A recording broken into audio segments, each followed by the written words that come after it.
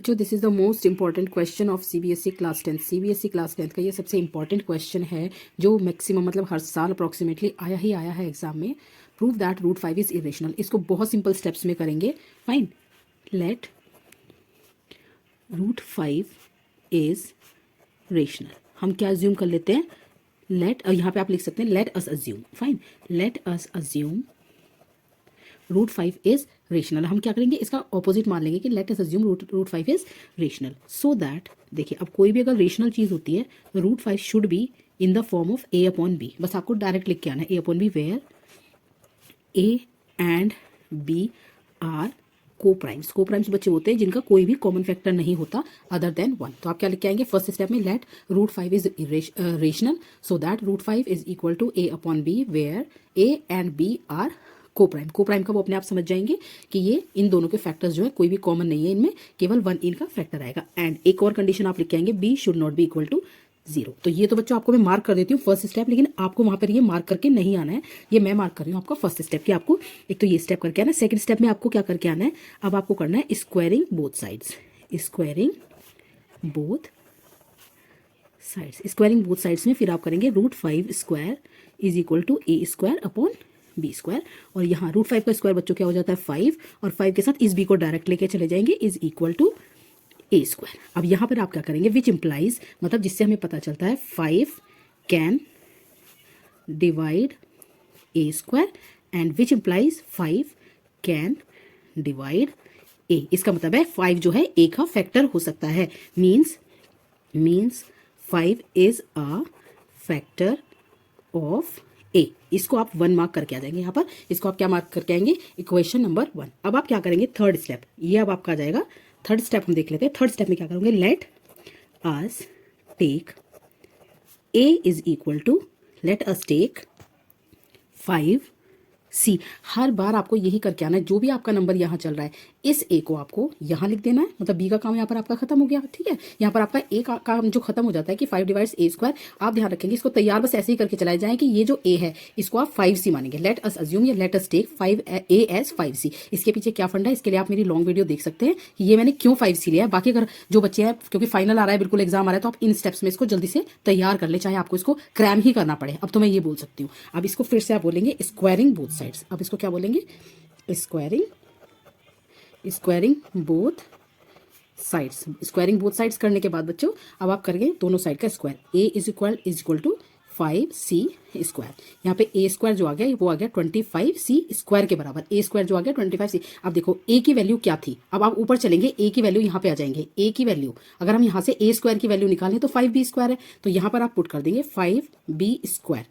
5b square is equal to 25c square.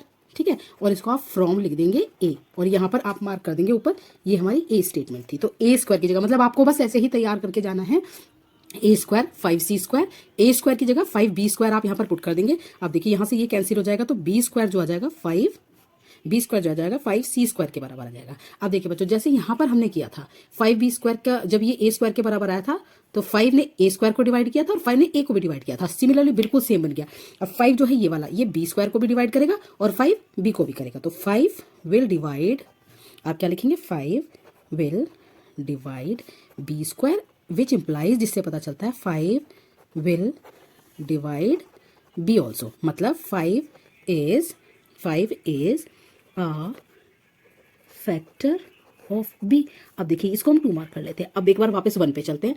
देखिए 1 क्या था, 5 is a factor of a, और यहाँ पर क्या आ गया, 5 is a factor of b. और देखो हमने ऊपर क्या माना था, where A and B are coprime. Coprime का मतलब होता है कि ए और बी में कोई भी कॉमन फैक्टर नहीं आ सकता अदर देन 1। लेकिन देखो हमने क्या कर दिया, 5 भी कर दिया ए का फैक्टर, और 5 यहाँ बी का भी फैक्टर कर दिया। तो यानी कि हमने अपनी बात को गलत साबित कर दिया। हमने क्या किया, अपनी बात को गलत साबित कर दिया। और हमने माना क्या था, हमने माना था कि 5 रूट 5 जो है रेशनल है। यही हम पूरे क्वेश्चन में करेंगे कि पहले तो हम ये बोल देंगे कि रेशनल है और ए और बी में कुछ भी कॉमन नहीं है, और करते करते हम क्या दिखा देंगे कि भाई ए में और बी में 5 कॉमन आ रहा है। तो इसका मतलब 5 is a common factor, 5 is a common factor of A and B। 5 जो है 5 is a common factor of A and B। This, अब आप बस यहाँ पे लास्ट में एक लाइन लिखेंगे, this creates a कॉन्ट्रडिक्शन, इससे तो यहाँ एक कॉन्ट्रडिक्शन हो जाती है। कॉन्ट्रडिक्शन मतलब कुछ बात जो हमने मानी थी उसका अपोज आ जाता है, तो दिस क्रिएट्स अ कॉन्ट्रडिक्शन, तो उसका अपोज आ गया, तो that means therefore root 5 is irrational.